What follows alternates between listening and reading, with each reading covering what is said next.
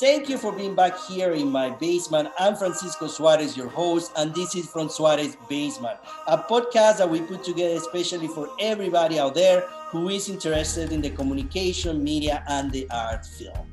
You know, when you're watching your favorite TV show and you dream with one day have a conversation with some of the actors who play some of your favorite characters? Well, today is my lucky day, and it's also your lucky day because we have the one and only Adam Godley is in the house. Well, in this case, in the basement, inside the house. I cannot wait to have this conversation. Adam played the character of Archie in the Hulu hit TV show, The Great, one of my new favorite TV shows. This TV show has the three components I'm always looking for: good writing, good acting, and of course, good production value. You have to watch The Great. You will recognize Adam not only for his work in shows, again, like The Great or Breaking Bad, but he appears in numerous films like Charlie and the Chocolate Factory, Around the World in 80 Days, and one of my holiday favorite films, Love Actually. So I cannot wait to start this conversation with Adam. Like I always do, I invite a co-host to be part of the conversation with me. And I have the pleasure to have a good friend of mine and a colleague of mine, Steve Mascon, with us. He's a director and acting instructor for SUNY Oswego. So all the components are right there to start an amazing conversation. Thank you, WCNY in Central New York, for your partnership. Let's start this new episode from Suarez Basement right away. Adam, welcome to my basement.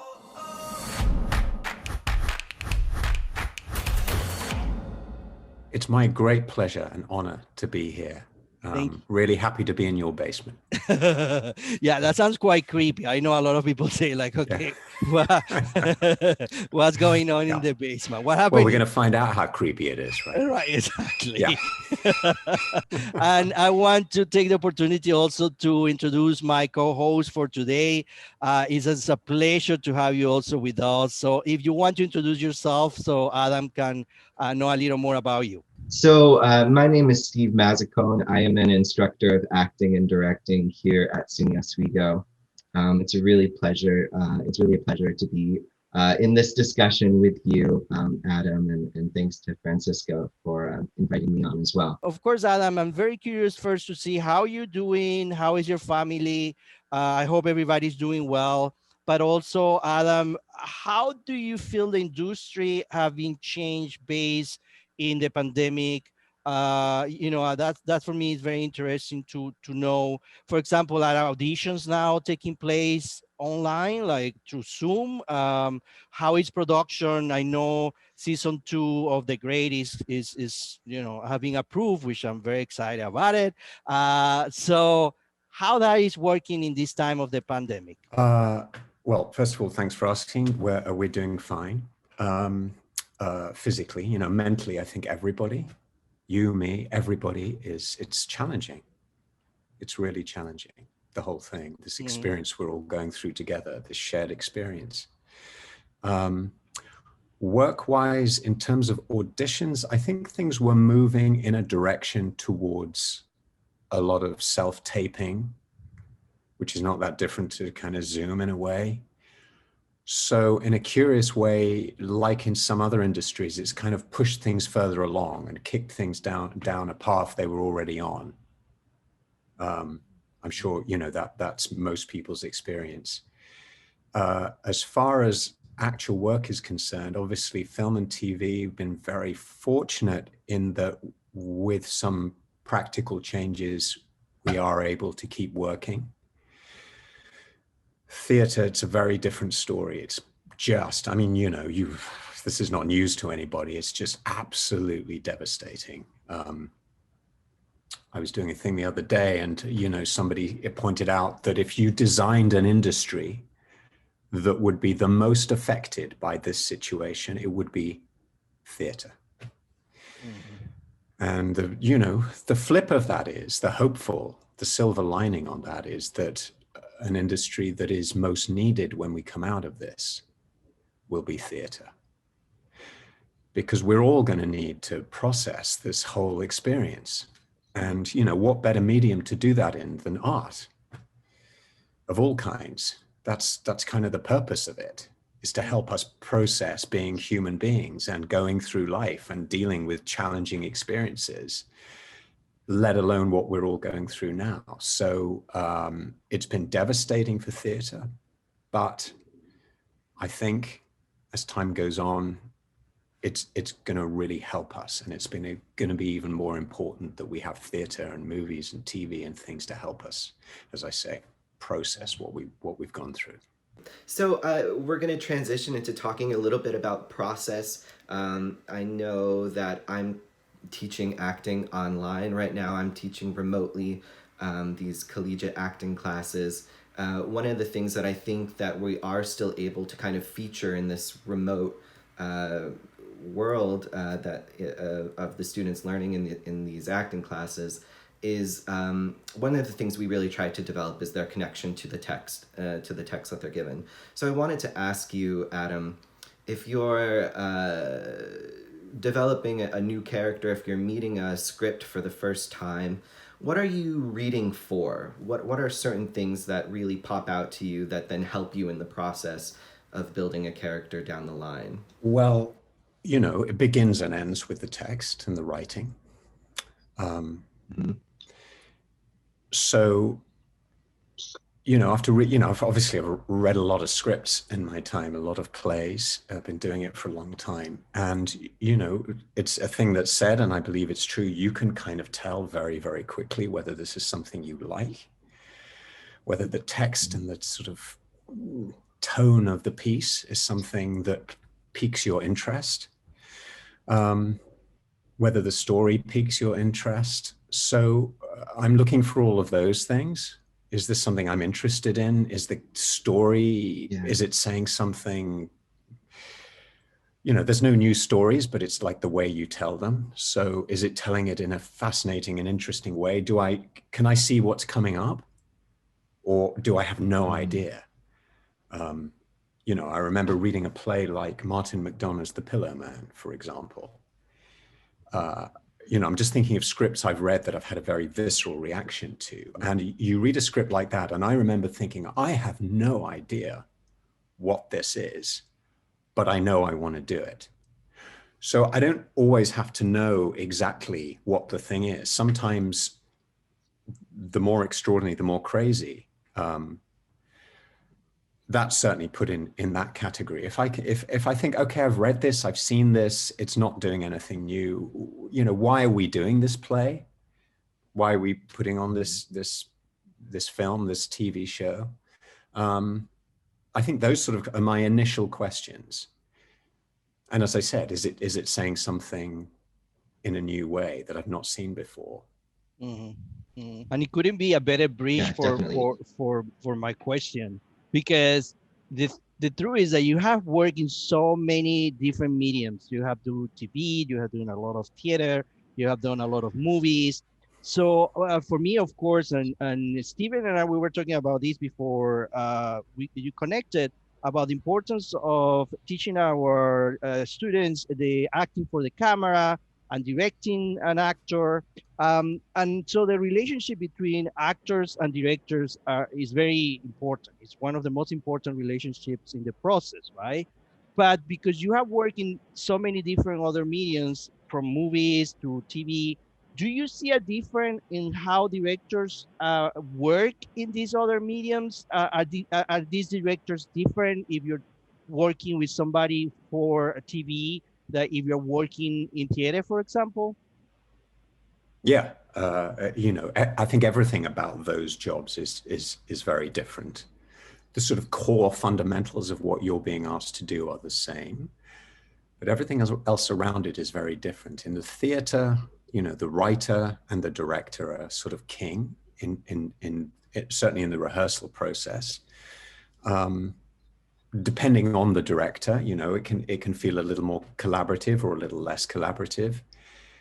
Again, in television, and I say episodic television because I mean, all these series that we see, and when you're doing episode after episode, there is very little time for rehearsal. And the director in those situations, he's got his mind on everything, and all of the actors, all of the technical stuff, the lighting stuff, all these choices, only you are thinking about just your character. So you're going to have probably less interaction with a director in that environment. Film and theater are probably closer to each other in that way. TV is kind of out here, and then film and theater is sort of over here in terms of perhaps how the director is more king. Yeah, it's almost like you have to build those skills of empowerment so that when you do cross over into maybe working for TV and film, you have a process of your own for really drawing out active moments that can really pop on screen, whereas like no one's going to tell you how to, like you said, say that line. You kind of have, you're responsible for being active in that particular moment when the director yells action on a TV set, right? And I think, you know, as students of acting, you know, obviously I would imagine you're being exposed to all sorts of theater practitioners and books on theater and theater craft and technique. And in my experience, working over many decades, I feel like you take and you remember and you keep the little bits from all of them, read it all, be exposed to it all, study it all. And the things that resonate with you, you will use in your career. And I think every actor has their own method. Mm-hmm. Nobody is kind of a slave to one thing. You develop your own method of acting and technique and skills over time. But you want to be exposed to it all, and you want to work with as many people as possible. If you know you're fortunate enough, and of course everybody wants to work and do as much work as possible, and hopefully varied work. But it's learning from really good people and watching how people work and going, okay, that's useful. I can use that. And I ask myself, you know, again, Adam, you have such an amazing career, and you have been able to develop characters that are incredible in so many ways. But we know, and the students know, or I don't know if they know actually, rejection is part of the business. You know, this idea of going to many auditions and no, you didn't get the part, or you went to the second reading and you think you're going to get the part, but then the project doesn't happen. I mean, how, because I think this is very important to teach the students, not only the students, to ourselves, to be quite honest with you, how you deal with rejection, especially when you start in this career and now you probably have matured in the process of, well, I didn't get it, it wasn't for me. How is that process? How was your first experience with that rejection, and how you overcome rejection? You know, there's no easy solution to it, and it's different for everybody because it taps into your insecurity. Mm-hmm. You know, are you just, there are people who appear to be kind of just super confident and it just kind of flows off them, and other people who are deeply wounded by it. I think knowing why you want to do it, why do you want to be an actor? What are you chasing?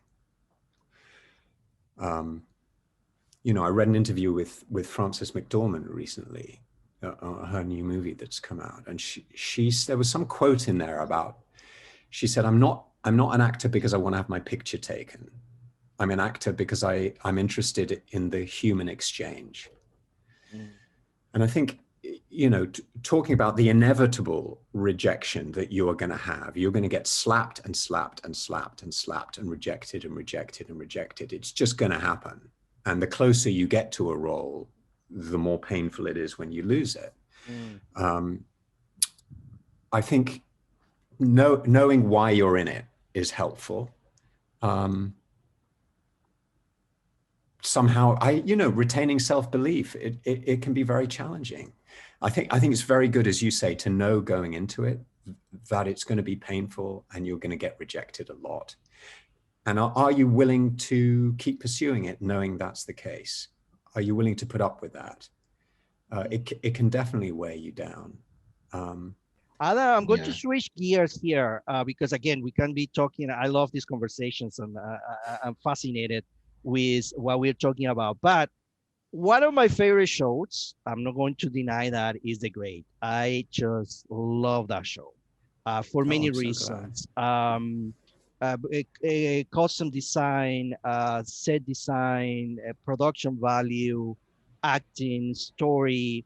Of course, you always have the critics that say, well, that's not historically accurate. This is no, and I always say, well, it's not supposed to be historically accurate. It's a fantasy concept based in the life of this woman. So, but your character is one of my favorite.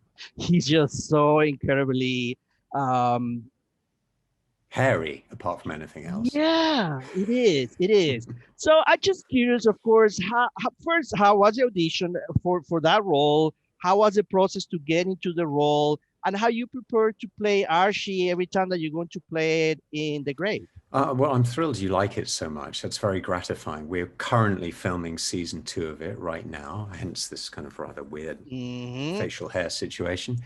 Tony McNamara, who's the showrunner, the main writer of the show, who co-wrote this movie, The Favorite, which tonally is very similar to our series. But at the time we were auditioning and we filmed the pilot for this, The Favorite hadn't been released yet. So going back to something we mentioned before, first of all, I read the script and I'm like, what is this? Is this a comedy? Is it a drama? It's really dark, but it's really silly and it's historical and it looks like a big historical epic, but what is it? And of course, that is the very thing that makes it so extraordinary. And so I read it and I went in and I met Tony McNamara and Matt Shackman, who directed the pilot, who is coincidentally the artistic director at the Geffen Playhouse in Los Angeles. So he kind of comes from a world of theater. And Marion McGowan, one of the main producers on the show. And we just talked about who Archie was. And we just kind of got to know each other. Mm-hmm. And I think, I can't speak for them, but they were obviously looking for certain qualities in their cast, and I happened to fit what they were looking for. So we went ahead. As we started it, interestingly, going back to rehearsal, we had a kind of rare experience where Matt Shackman, because he comes from the world of theater, this is the director of the pilot, we spent a few days rehearsing. And we kind of improvised our way through the whole of the first episode, taking each other's roles. We really played around with it to kind of explore and get into the world and get comfortable with the tone of it. Because as actors, we're going, do I play this as comedy? Do I play it as drama? Where do I pitch it? And he gave us the confidence and the sort of route map of commit to the drama, commit to the darkness and the seriousness of those scenes, and then commit to the comedy of those scenes. And when you put it all together, you come up with, what you see, which is this sort of really interesting tonally show that kind of takes you by surprise. Mm-hmm. The moments of darkness are, fully committed and they take you by surprise. And then the next minute you're laughing. And it's a very interesting kind of tone to the whole thing, but I think it keeps the audience engaged. And as you say, the production values are just crazy. I think they ran out of gold leaf in the UK when they were building the sets, because the sets that are created in the studio are so lavish and fantastic. And that of course helps us as actors. Personally with Archie, once I started working on it, the first time I put on, he's the Archbishop of the Russian Orthodox Church. Mm-hmm. So I've got this hugely long beard, mustache, long hair, robes, a big hat with a veil. And, it's like, is it Cousin It in the Addams Family? I can't remember what their character is called. It's like, who's in there? Is there anybody in there? So technically, the challenge for me as an actor was to kind of fight my way through all this stuff. And you feel like is there a person in there that I can relate to and I understand and has many different colors and complexions to him? And at the beginning, I did find that a challenge. You know, the first time I put all this stuff on, I go, well, you know, I may as well not be here. It's just costume and a bunch of wigs and beard. But the character is so crazy and interesting, and Tony has written so many kind of weird twists in him, and it only gets more crazy as the series goes on. So I feel very fortunate to be a part of it, and a terrific cast, no kind of egos, you know, and people say this a lot, but it's not always the case, and it's very true on this show. It's a really terrific group of actors who are looking out for each other, who have a lot of kind of mutual respect and love for each other. And hopefully that shows in what the audience see. It's a real kind of ensemble show. Yeah, it is a great character. And I have to say, I mean, I have many, this is just a comment, many great moments with Archie, but one of my favorites have to be when he eat the mushrooms in order to have this vision. It's just the funny thing I ever see. It is funny. It is. I mean, when I read that, yeah, like how does the patriarchal archbishop of the Russian Orthodox Church commune with God? He goes into the wood, he takes magic mushrooms, and he's like, bring it on. Okay, God, come into my brain.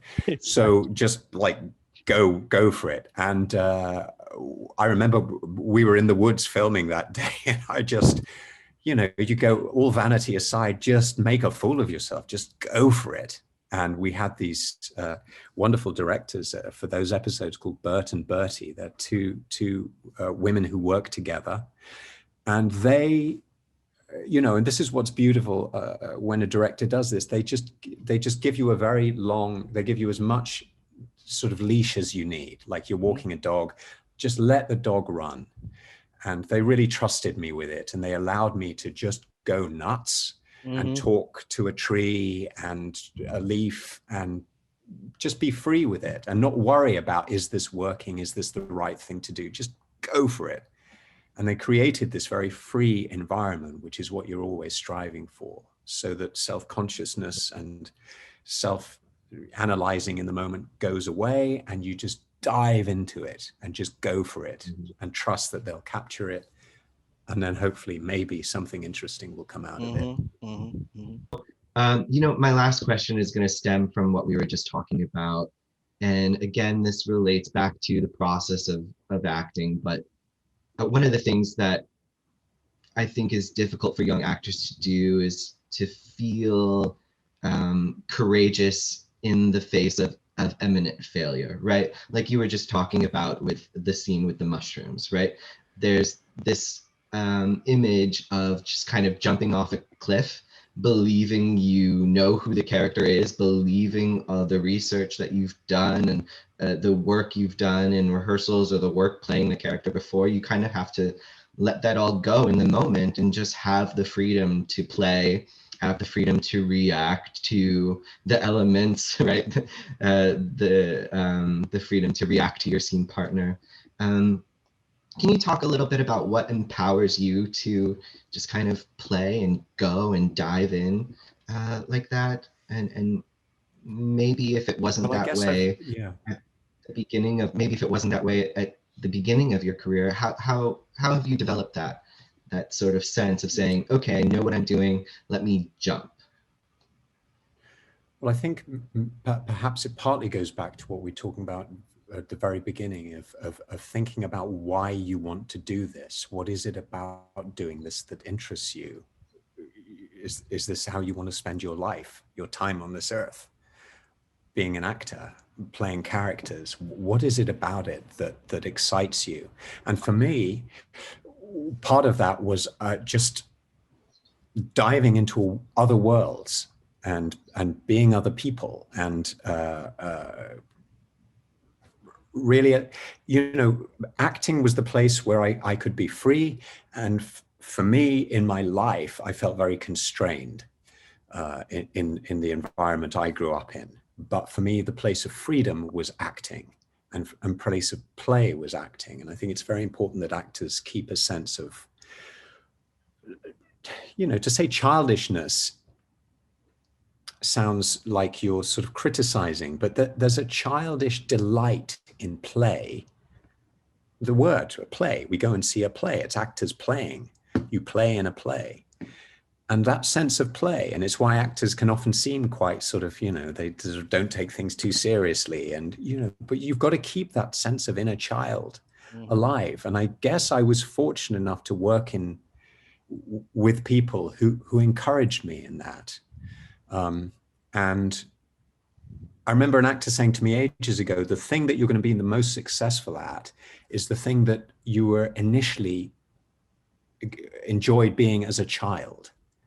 So if there's some little kid who loves making airplane noises or running around and pulling faces, it's that thing about that kid that is going to make them as successful as an actor. So it's somehow not losing that. And it is very difficult in the face of constant rejection and the business kind of grinding you down to keep your sense of joy about what it is to play and be an actor.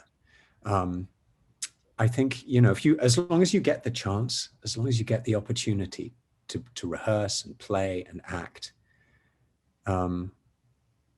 then the joy, enough of a sense of joy will remain. If it's nothing but rejection and disappointment, everybody's human. It is going to crush you. But I think having a real clear sense of what it is about being an actor that inspires you, constantly being inspired and being excited about it and not getting jaded, this kind of work goes into maintaining that. And there's no easy answer to it. It's kind of partly how you're wired. And some people sort of are eternally optimistic, and other people are, going to get crushed by it. That's just the reality. And I think, we sort of do people a disservice by painting it overly, unrealistically rosy. It's wonderful, but it can be very, very difficult. Yeah. Adam, from the bottom of my heart, I want to thank you so much for your time, for this amazing conversation. That was such inspiration, but we learned so much from you. I really, really thank you. And of course, my awesome co-host, Steven, thank you so much. I really appreciate it. Thank you, Adam. Thank you. And thank you, Francisco. And it's an honor to be here. And I think what you are doing is wonderful, and providing this. So all power to you too, really. It was lovely to meet you both. Thanks for having me on.